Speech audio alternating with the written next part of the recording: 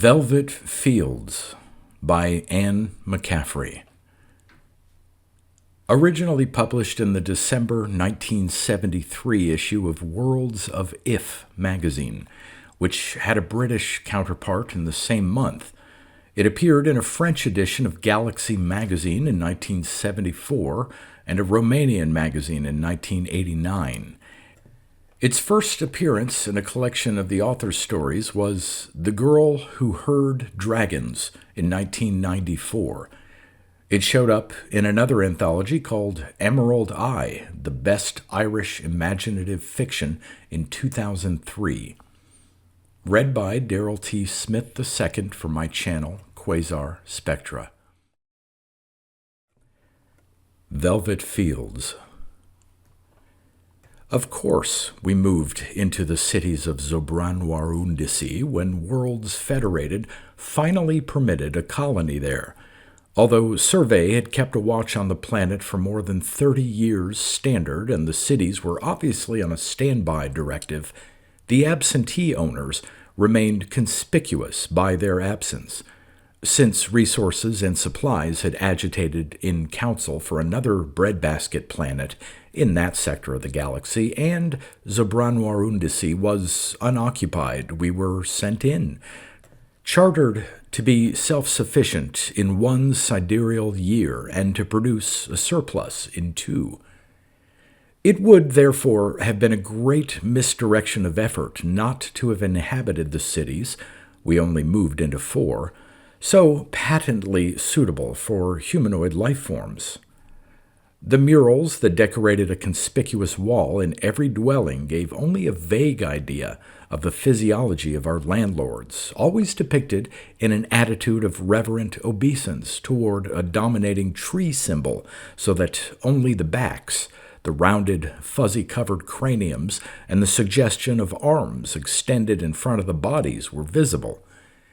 I suppose if we had not been so concerned with establishing the herds, getting in the crops and so forth, generally breaking our necks to meet the colony charter requirements, we might have discovered sooner that there had been a gross error.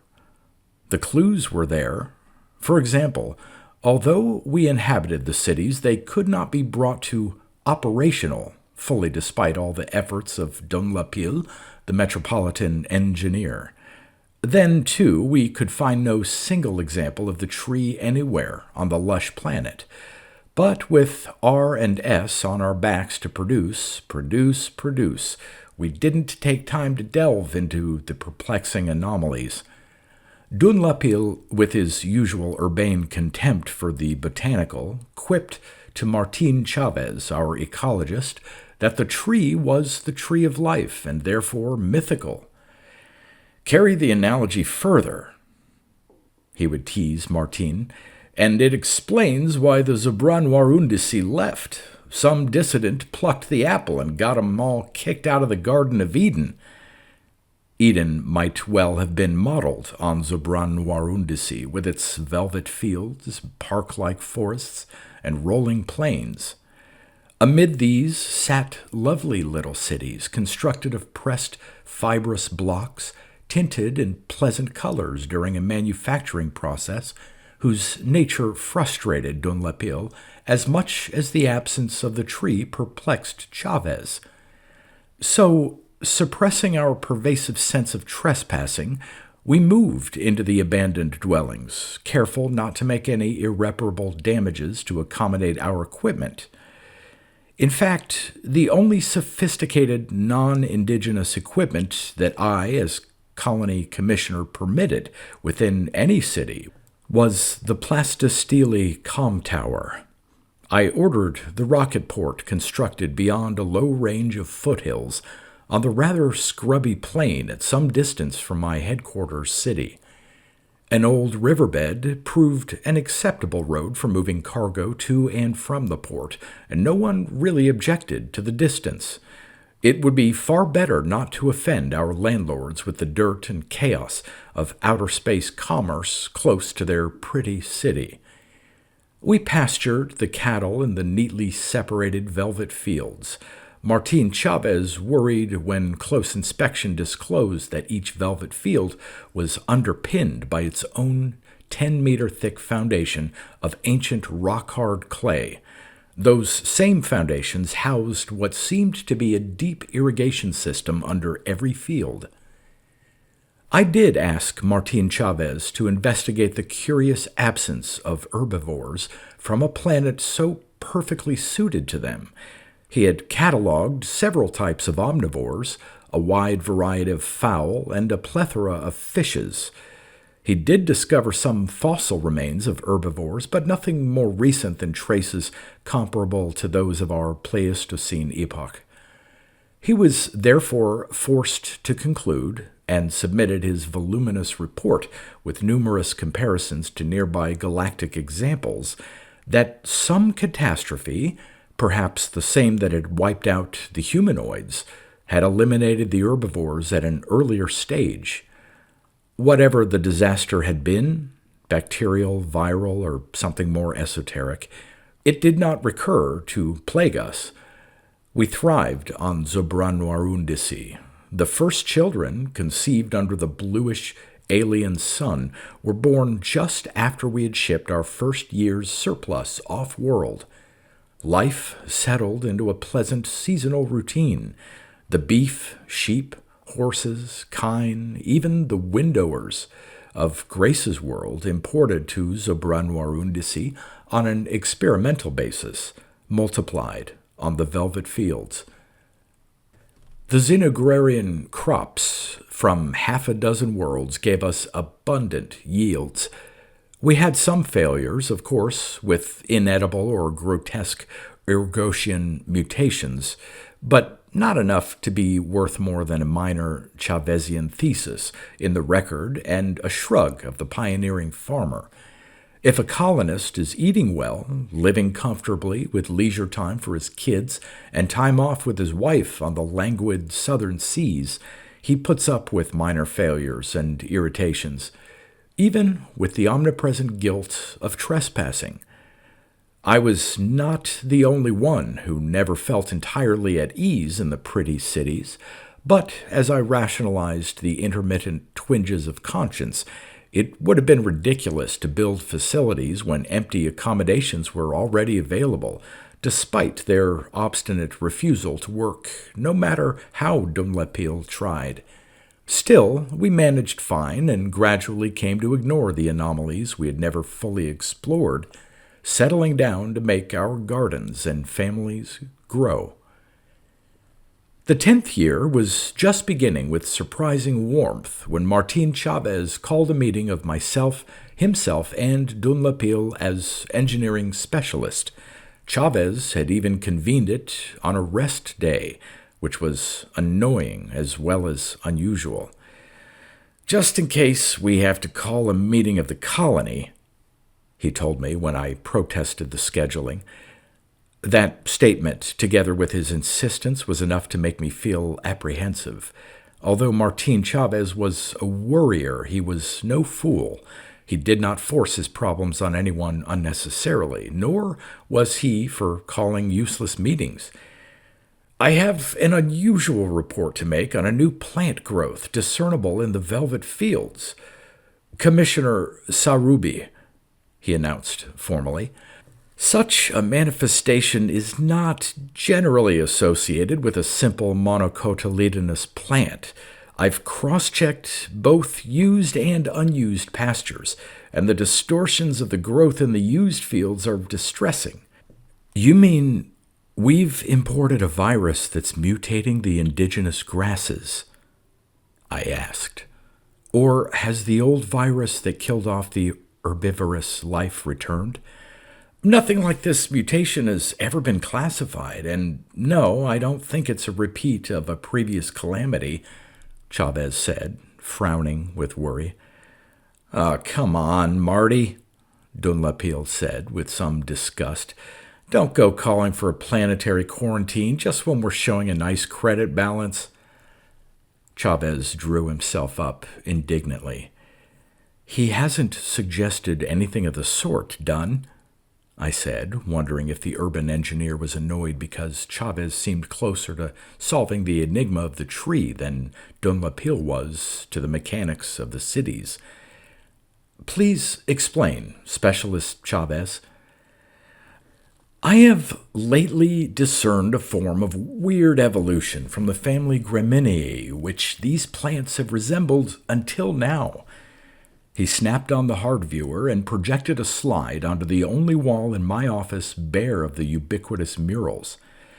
The nodular extrusions now developing in the velvet fields show none of the characteristics of herbaceous plants, no joined stems or slender sheathing leaves. He looked around to see if we had seen enough before he flashed on a slide of magnified cellular material. This cross-section suggests genus Helianthus, an improbable mutation. Chavez shrugged his helplessness in presenting such contradictory material. However, something new is under every sun, and we have not yet determined how the unusual blue light of this primary will affect growth after prolonged exposure. We might get a Bragg 2 effect.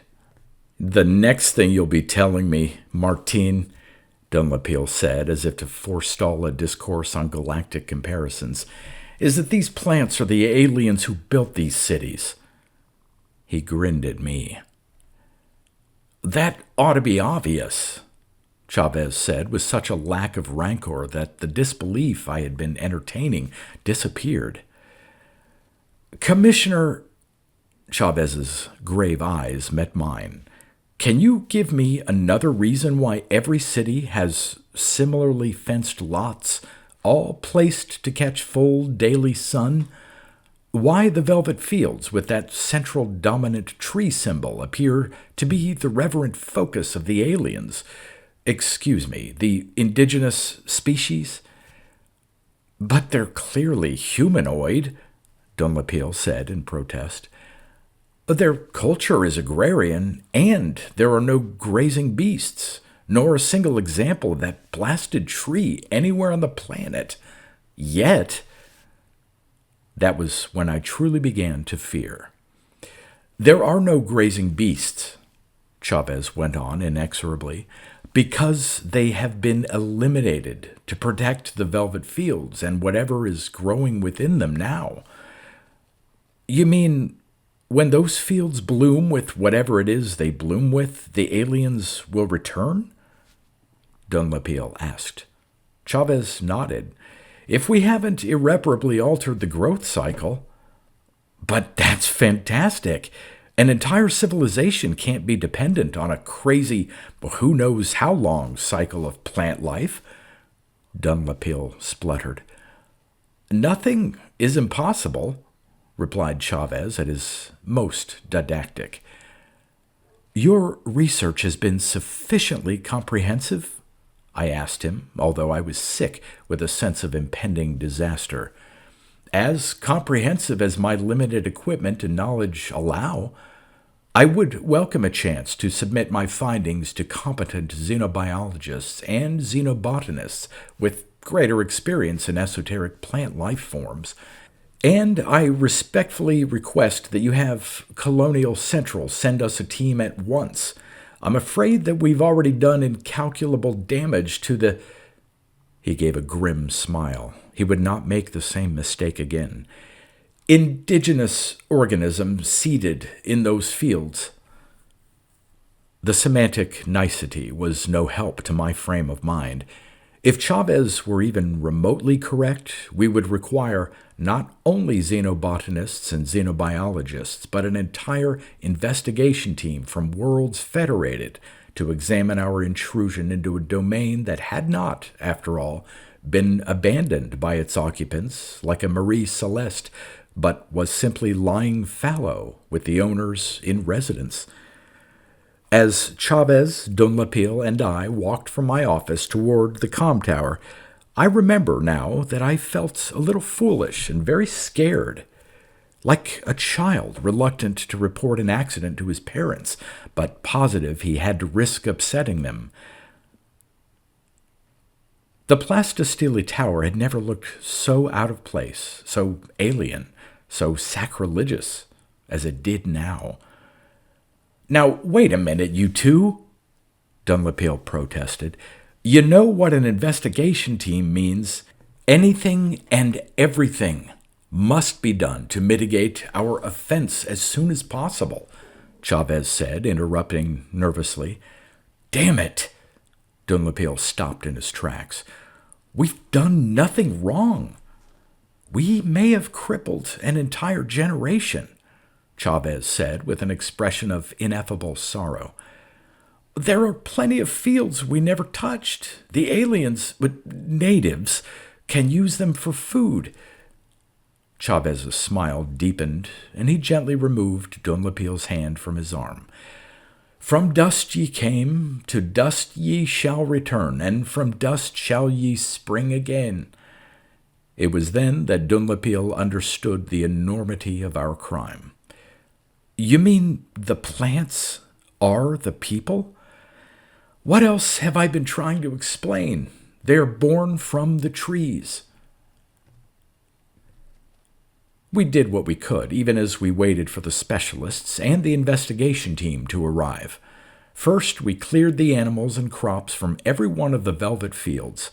We removed every sign of our colonial occupation from the cities. The team, composed of 5 non-human and 3 human species, arrived with menacing urgency well before the initial flood of xenospecialists. The team members did not comment on the preliminary efforts to repair our error, nor did they protest their quarters in the hastily erected dwellings on the bare, dusty plain and the subsequent roaring activity of the spaceport close by. All they did was observe with portentous intensity. Of course, except for vacating the cities and occupying them had been the least of our cumulative crimes, everything we did to remedy our trespass proved wrong in the final analysis. We would have been less destructive had we kept the cattle on the velvet fields and not slaughtered them for food. We ought to have let the crops ripen, die, and return to the special soils that had nourished them. For the fields we stripped produced the worst horrors, but how were we to know? Now, of course, we do know. We are burdened to this very day with guilt and remorse for the wholesale dismemberment and dispersal of those irretrievable beings, eaten, digested, defecated upon by grazers, and again eaten, digested, and eliminated by those who partook of the grazer's flesh, of the countless disintegrated natives removed from their home soil by unwitting carriers. None can fruit on foreign soil, and on their own soil, to repeat, the fields we had stripped produced the worst horrors. I remember when the last report had been turned in to the 8 judges comprising the investigation team. Its members wasted no further time in formulating their decree. I was called to their quarters to hear the verdict. As I entered the room, I saw the judges seated on a raised platform several feet above my head. That in itself was warning that we had lost all status in Worlds Federated. A flick of the wrist attracted my attention to one of the 3 humans on the team. Humbly, I craned my head back, but he refused to glance down at me. "The investigation is complete," he said in an emotionless tone. "You have committed the worst act of genocide yet to be recorded in all galactic history." "But, sir," my protest was cut off by a second peremptory gesture. "Xenobiologists report that the growths in the velvet fields have reached the 3rd stage in their evolution. The parallel between this life form and its 2nd stage and that of the cellulose fauna of Brandon II is inescapable." Chavez had already told me of that parallel. "Now the plants resemble the exorhizomorphs of Planariae 5, and it is inevitable that this 3rd stage will give way to the sentient life pictured in the murals of their cities. You came here as agrarians, and agrarians you shall be in the fields of those you have mutilated. What final reparations will be levied against you, one and all, cannot be known until the victims of your crimes pronounce the penance whereby you may redeem your species in the eyes of the galaxy." He stopped speaking and waved me away. I withdrew to announce the verdict to my dazed fellow colonists. I would far rather we had been summarily executed then and there, instead of being worn and torn apart by bits and pieces. But that was not the way of judgment for those who trespass in modern times. We could not even make an appeal on the grounds that the planet had been released to us, for the colony and its charter took on all responsibility for its subsequent actions, having reaped benefits now so dearly to be paid for. So we worked from that day until budding time, late that hideous fall. We watched anxiously as the seedling exorhizomorphs grew at a phenomenal rate until they were 10, then 20, finally 25 feet high, thick-trunked, branching out, lush with green triangular foliage. By midsummer, we knew why it was that during our time on Zobranwarundisi we had never been able to find any example of the tree. Such trees grew once every 100 years, for they were the trees of life and bore the fruit of Zobranwarundisi in the cellulose wombs, 2 to a branch, 3 to 11 branches per tree. In the good fields, that is, the unviolated fields. In the others, the galaxy knows we tried to atone for our crime. Every man, woman, and child devoted himself to tending the twisted, stunted, deformed, half-branched trees that grew so piteously in those desecrated fields. Every one of us watched with growing apprehension and horror as each new day showed further evidence of the extent of our sacrilege. Oh, the hideous difference between those straight, tall Zobranwarundisi and the others. We were ready for any sacrifice as penance. Then, the morning after the first good frost, when the cold had shriveled the stems, the first Zobranwarundisi tore through his vegetable placenta. He shook his tall, willowy body, turned and made obeisance to his natal tree of life, ate of the soil at its roots, of its triangular foliage, and knew. I can never retell the agony of that day when all those Zobranwarundisi faced us, their maimers, and announced the form our expiation would take. We bowed our heads to the inevitable, for we knew the sentence to be just and of Hammurabian simplicity. We had to give back to the soil what we had taken from it.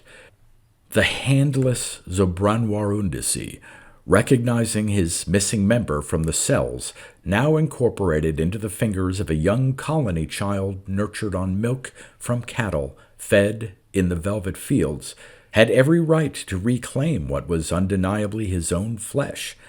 The legless Zobranwarundisi could not be condemned to a crippled existence when the Terran child has used the same cells to run freely for 7 years on land where previously only Zobranwarundisi had trod. We rendered, all of us, unto the Zobranwarundisi that which was truly theirs, seed and soil of the velvet fields, part and particle of the original fertilizing dust that would have been reconstituted during the cycle we had so impiously interrupted. Nor were we permitted to evade the least segment of required reparation, for all mankind watched us. I will say this of us proudly, though I no longer have a tongue.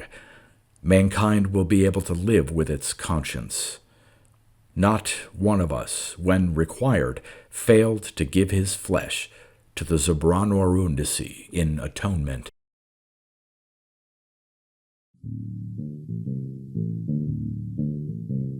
You've been listening to pre-1990s speculative fiction readings with a highlight on science fiction by Darrell T. Smith II.